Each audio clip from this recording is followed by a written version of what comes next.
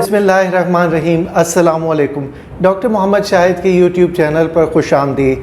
जब मैं FCPS career guidance की तरतीब दे रहा था कि कौन सी स्पेशलिटी किस कंसल्टेंट या फैकल्टी को देनी है, तो नेफ्रोलॉजी के लिए मेरा माइंड बिल्कुल क्लियर था कि ये स्पेशलिटी डॉक्टर संतोष रामचंदानी को देना है। बिकॉज़ डॉक्टर संतोष जब मेरे साथ ट्रेनिंग कर रहे थे लियारी जनरल हॉस्पिटल में, मैं उस वक्त फैकल्टी था वहाँ, ये 2019 की बात है। तो संतोष का ये था कि नेफ्रोलॉजी करें, कार्डियोलॉजी करें। तो फिर आखिर में संतोष ने ये फ़ैसला किया कि नेफ्रोलॉजी को as a field, as a speciality future के लिए उन्होंने लेना है। और उसमें हमारी काफ़ी डिस्कशंस होती थी मॉर्निंग मीटिंग के बाद। तो अच्छा हुआ कि डॉक्टर संतोष ने नेफ्रोलॉजी को एज अ स्पेशलिटी अपने फ्यूचर के लिए लिया। डॉक्टर संतोश का इंट्रो मैं आपको करवा दूँ। डॉक्टर संतोष ने MBBS Liaquat university of medical and health sciences Jamshoro से किया। अपनी हाउस जॉब वहीं से करने के बाद आपने FCPS मेडिसिन में पार्ट 1 किया। पार्ट 1 करने के बाद लियारी जनरल हॉस्पिटल से मेडिसिन में IMM की ट्रेनिंग कंप्लीट की और वहीं मेरी मुलाकात डॉक्टर संतोष से हुई। IMM ट्रेनिंग करने के बाद IMM क्लियर किया और उसके बाद तब्बा किडनी इंस्टीट्यूट में नेफ्रोलॉजी की ट्रेनिंग स्टार्ट की। और फिर इन द मीन वाइल, अब चूँकि डॉक्टर संतोष ने USMLE किया हुआ था तो आपको फेलोशिप की ऑफ़र हुई US से, तो आप US चले गए और लिहाई वैली हॉस्पिटल में नेफ्रोलॉजी के फ़ेलो के तौर पर जून 2020 से जुलाई 2022 तक काम किया। आजकल आप रेजिडेंट फिजिशियन के तौर पर काम कर रहे हैं लिहाई वैली हॉस्पिटल पेंसिल्वेनिया US में। तो बात करते हैं डॉक्टर संतोष से regarding nephrology training of FCPS इन पाकिस्तान के किस तरह ये ट्रेनिंग कंप्लीट करनी चाहिए। ओवर टू डॉक्टर संतोष। अस्सलाम वालेकुम, मेरा नाम संतोष रामचंदानी है और मैं करंटली US में हूँ।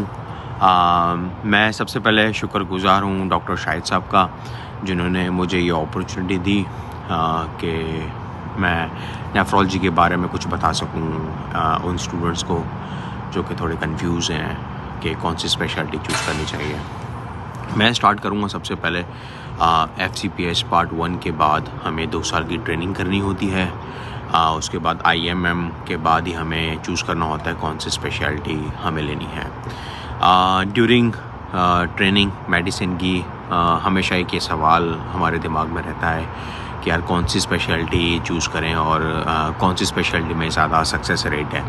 मैं बताता चलूँ कि हर स्पेशलिटी एक अपनी अपनी जगह बहुत मायना रखती है, लेकिन स्पेशलिटी एक सक्सेस रेट नहीं है। सक्सेस जो आपको देती है वो आपकी खुद की स्पेशलिटी है, लेकिन आप में कौन सी ऐसी बात है जो कि लोग आपके पास आए, चाहे वो कार्डियोलॉजी हो, चाहे वो GI हो, चाहे वो हीमोंक हो, चाहे वो कोई भी स्पेशलिटी हो या नेफ्रोलॉजी क्यों ना हो, आप में कितनी काबिलियत है। अच्छा, जब आप स्पेशलिटी चूज़ करते हैं, जैसे मैंने चूज़ की नेफ्रोलॉजी, उसकी बहुत सारी वजूहत थी। आपको कौन सी चीज़ कौन सी स्पेशलिटी में इंटरेस्ट है वो तब पता जब आप रोटेशन करते हैं डिफरेंट स्पेशलिटी में। मैंने रोटेशन की तो मुझे पता चला कि नेफ्रोलॉजी एक चीज़ है, मुझे बहुत मज़ा आ रहा था सीखने में, चीज़ें देखने में, पेशेंट को ट्रीट करने में। तो मैं बहुत ज़्यादा शौक़ से वो काम करता हूँ, इसलिए मैंने नेफ्रोलॉजी चूज़ की। दूसरी वजह ये भी थी मेरी नेफ्रोलॉजी चूज़ करने की कि जो किडनी डिजीज़ का बर्डन है हमारी सोसाइटी में वो बहुत कॉमन है, लेकिन उसे नज़रअंदाज किया जा रहा है। जैसे कि chronic kidney disease, diabetic patient हैं, इतने सारे हैं, लेकिन क्या है कि उसका कोई फॉलो भी नहीं है, किसी को पता ही नहीं है। पेशेंट का जब एडवांस किडनी डिजीज़ हो जाता है फिर वो आते हैं कि भाई हमारी किडनी डिजीज़ हो गई, लेकिन शुरू से फॉलो करना चाहिए था, लेकिन कुछ पता ही नहीं होता।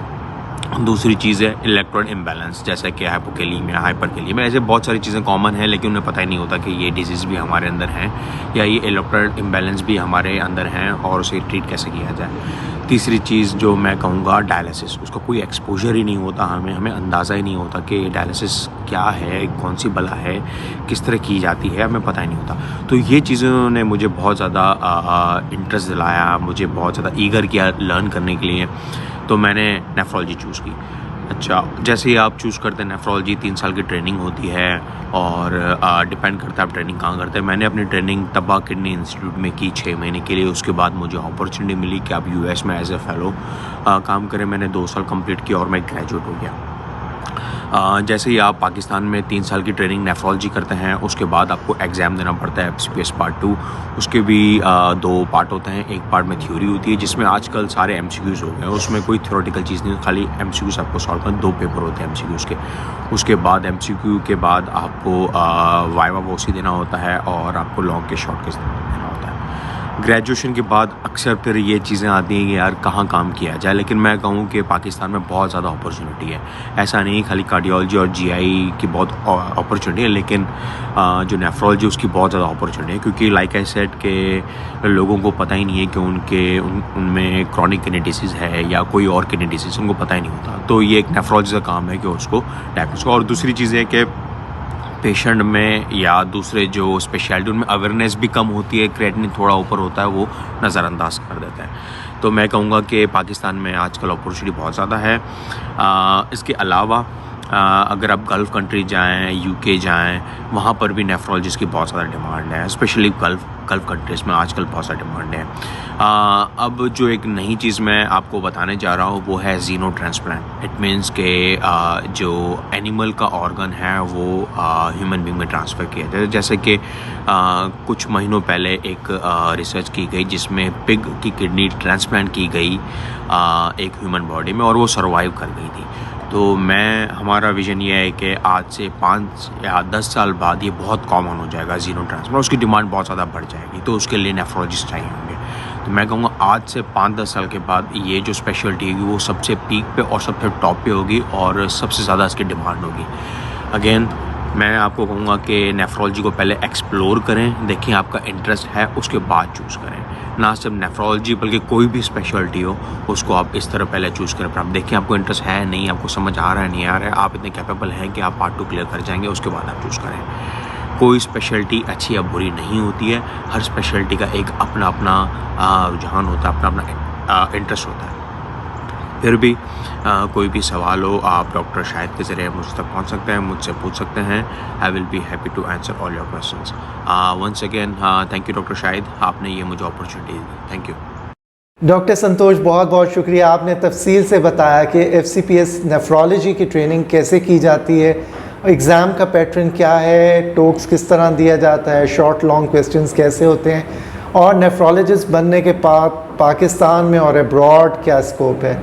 और जिस तफसील से आपने बताया, बैकग्राउंड में ग्रीनरी बहुत ही खूबसूरत लग रही थी।